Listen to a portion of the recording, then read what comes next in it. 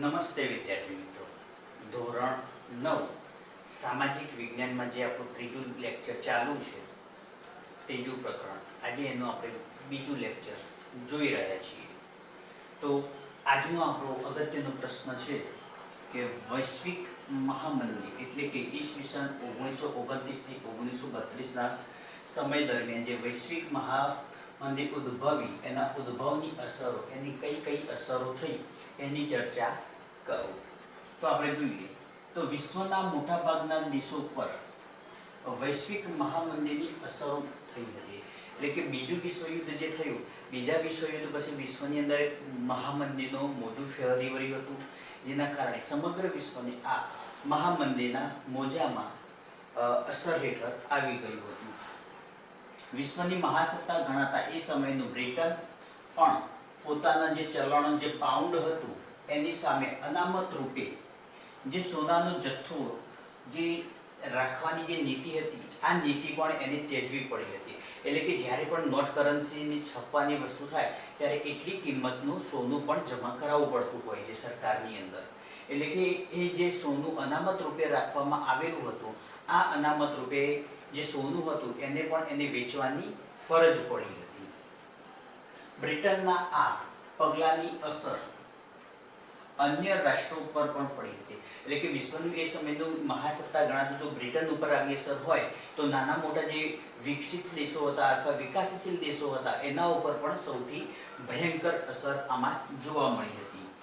America જેવા સમૃદ્ધ રાષ્ટ્રોમાં પણ આર્થિક મંદીનું મોજું ફરી વળ્યું હતું. એટલે કે અમેરિકા જેવા જે વિશ્વની મહાસત્તા, જે વિકસિત દેશો કહેવાય છે, આ વિકસિત દેશો ઉપર પણ આ જે મંદીનું મોજું ફરી વળ્યું હતું.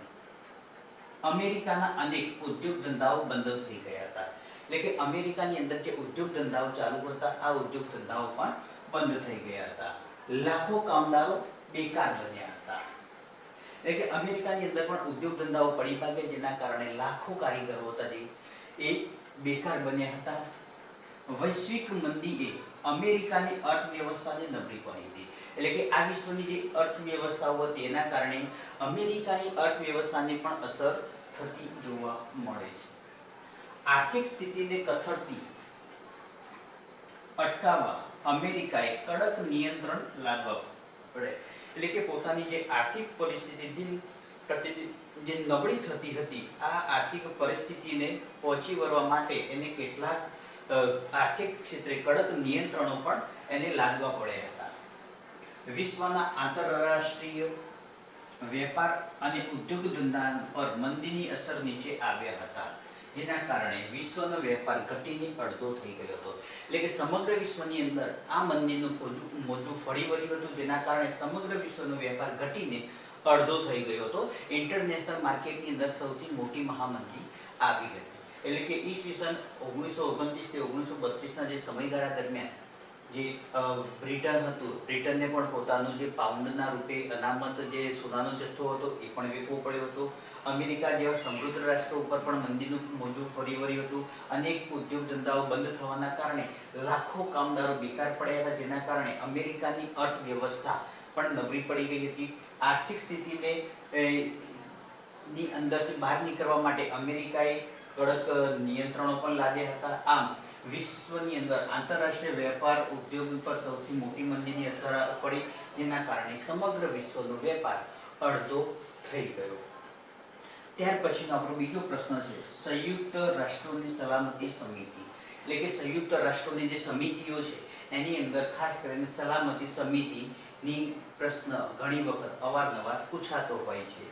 તો સલામતી સમિતિ એ સંયુક્ત રાષ્ટ્રોનું સૌથી મહત્વનું અંગ છે. એટલે કે સલામતી સમિતિ છે એ સંયુક્ત રાષ્ટ્રનું સૌથી મહત્વનું અંગ ગણવામાં આવે છે. તે સંયુક્ત રાષ્ટ્રની કારોબારી છે. એટલે કે સંયુક્ત રાષ્ટ્રોની સૌથી મહત્વની કારોબારી પણ એ ગણવામાં આવી છે, જે 15 સભ્યોની બનેલી છે. એટલે કે આ જે કારોબારી છે એ કારોબારી 15 સભ્યોની બનેલી છે, જેમાં અમેરિકા, રશિયા, ચીન, ફ્રાન્સ અને બ્રિટન આ 5 કાયમી સભ્યો છે. એટલે કે કાયમી સભ્યો છે, જેની અંદર 10 બિનકાયમી સભ્ય દેશ તરીકે પણ આવેલા છે. એટલે 5 દેશો છે વિશ્વની મહાસત્તાઓ એ કાયમી સભ્યો તરીકે છે સલામત સમિતિમાં. ત્યારબાદ પાંચ સિવાય બીજા 10 જે સભ્યો રહ્યા એ બિનકાયમી સભ્યો ગણવામાં આવે છે.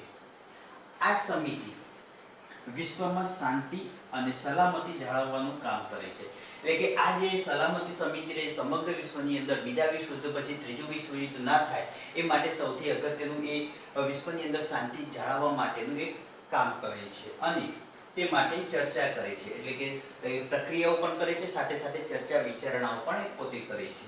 ચર્ચાને અંતે 5 કાયમી સભ્યો સહિત ઓછામાં ઓછા 9 સભ્યોના મતથી ઠરાવ પસાર કરવામાં આવે છે. એટલે કે કોઈ પણ દેશ પ્રત્યે કોઈ પણ પ્રકારનો ઠરાવ પસાર કરવામાં આવે તો 10 અને 5 કુલ 15 ની અંદરથી ઓછામાં ઓછા 9 સભ્ય રાષ્ટ્રો એ બાબત ઉપર એ વિગતો ઉપર સહમત થતા હોય તો જ એ ઠરાવને પસાર ગણવામાં આવે છે.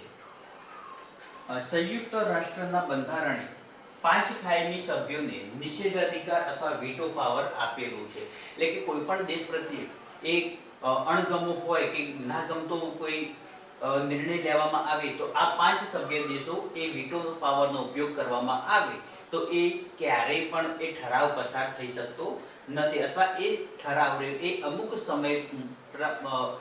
સમય માટે એને રદ કરવામાં આવતો પણ જોવા મળે છે. એટલે કે વીટો પાવર આપેલો હોય છે 5 સભ્ય દેશોને.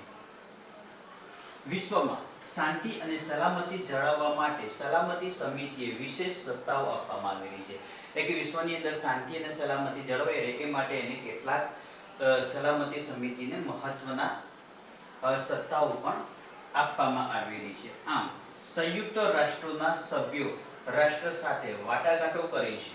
એટલે કે સંયુક્ત રાષ્ટ્રના જે સભ્યો છે એ સભ્યો બીજા રાષ્ટ્ર સાથે વાટાઘાટો કરી અને એ સમસ્યાઓ હલ કરવાનો પ્રયત્ન કરતા હોય છે. સભ્ય રાષ્ટ્રો વચ્ચે જો યુદ્ધ થયું હોય તો તેને લવાદી કે વાટાઘાટો દ્વારા એનો અંત લાવવાનો પ્રયાસ કરે છે. એટલે કે જે સભ્ય રાષ્ટ્રો એ રાષ્ટ્રો વચ્ચે જો કદાચ કોઈ પણ પ્રકારનો મતભેદ અથવા યુદ્ધની પરિસ્થિતિ થાય તો સંયુક્ત રાષ્ટ્રો એ વાટાઘાટો અથવા મધ્યસ્થી કરી અને એ હલ કરવાનો પ્રયત્ન કરે છે. એટલે કે આપણે અહીંયા જોઈએ તો સંયુક્ત રાષ્ટ્ર સલામતી સમિતિ સૌથી અગત્યનું એટલે કે સંયુક્ત રાષ્ટ્રોનું મહત્વનું અંગ છે. સંયુક્ત રાષ્ટ્રોની કારોબારી છે જેની અંદર 15 સભ્યો છે જેમાં અમેરિકા, રશિયા, ચીન, ફ્રાન્સ અને બ્રિટન આ 5 કાયમી સભ્યો છે. બાકી 10 બિનકાયમી સભ્યો છે એ અવારનવાર દેશો બદલાતા રહે છે. આ વિશ્વની અંદર શાંતિ અને સલામતી જાળવવાનું કામ કરે અને એના વિશે ચર્ચાઓ કરતા હોય છે. ચર્ચાને અંતે 5 કાયમી સભ્યો અને 10 જે બિનકાયમી સભ્યો રહ્યા એના વચ્ચે મતદાન થાય અને જે એની અંદરથી 9 સભ્યોના મતથી ઠરાવ પસાર કરવામાં આવે છે અને એ ઠરાવ પસાર થયેલો ગણાય છે. આ ઉપરાંત સંયુક્ત રાષ્ટ્રના બંધારણે 5 કાયમી સભ્યોને વીટો પાવર આપેલો છે. વીટો પાવર ખૂબ જ અગત્યનો છે.